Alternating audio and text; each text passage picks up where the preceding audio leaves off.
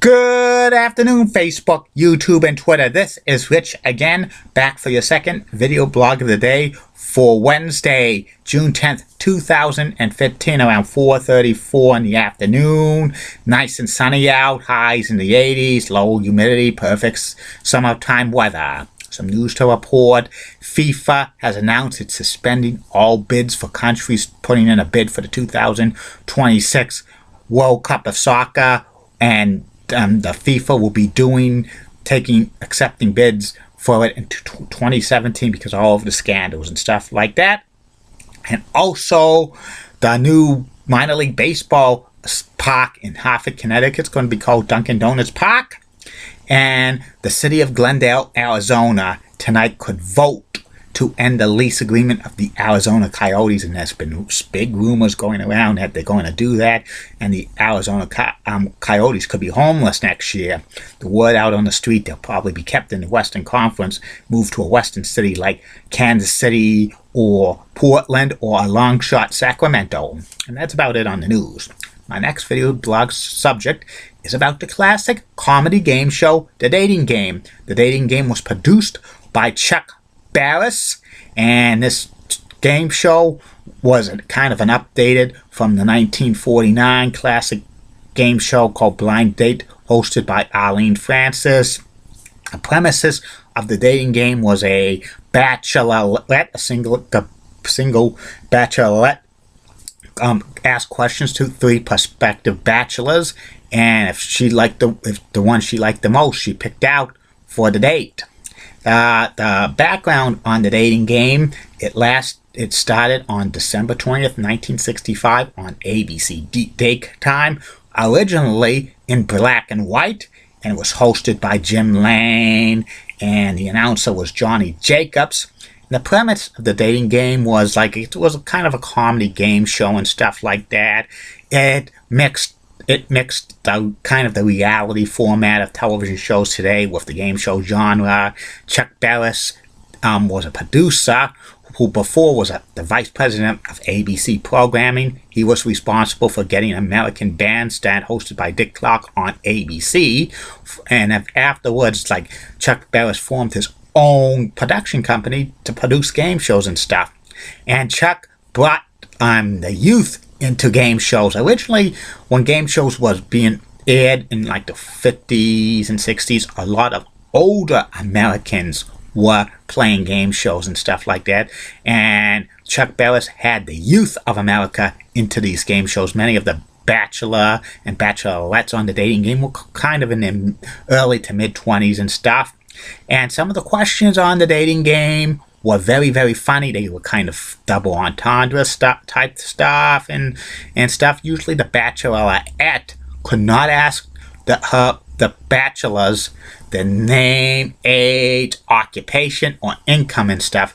And the bachelorette who liked the bachelor the most picked him out, and when they won the chance to go out on a date, they went on a date with a chaperone of the staff of The Dating Game and stuff.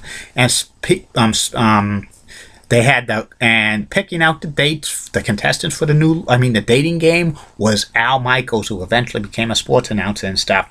The Dating Game was originally in black and white, but by the fall of 1966, it was the first ABC daytime program to go in living color and stuff, and that coincided with the primetime version of The Dating Game on ABC in October of 1966. That lasted about 3¼ years until January 1970, which was a big hit.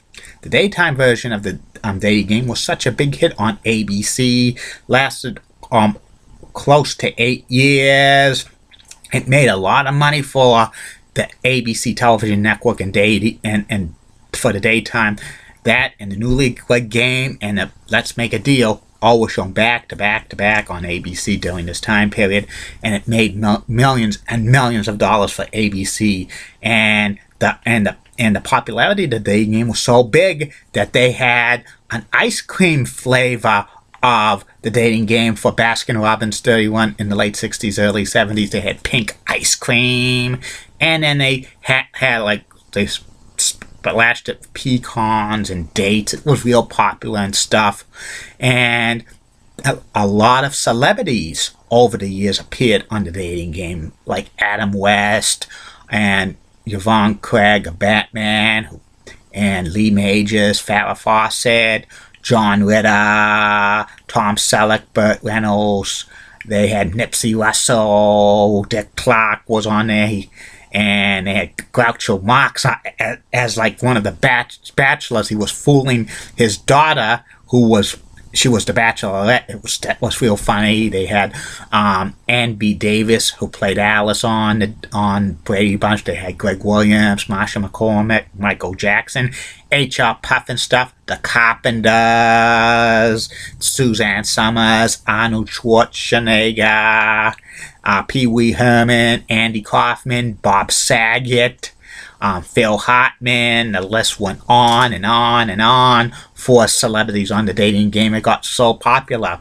In July of 1973, ABC canceled the dating game from its lineup, but it was still a popular game show. It went into syndication as a once-a-week syndication offering in September of 1973. It was branded as a new dating game, and the set of the dating game, they had like flowers and stuff, and it was kind of something that was in the 60s and stuff. And the new dating game on syndication only lasted 1 year, and the dating game was finally canceled in September of 1974, and it was 4 years before the dating game was revived in syndication. Chuck Barris could not let this format sit out. And in September of 1978, the dating game was revived in syndication.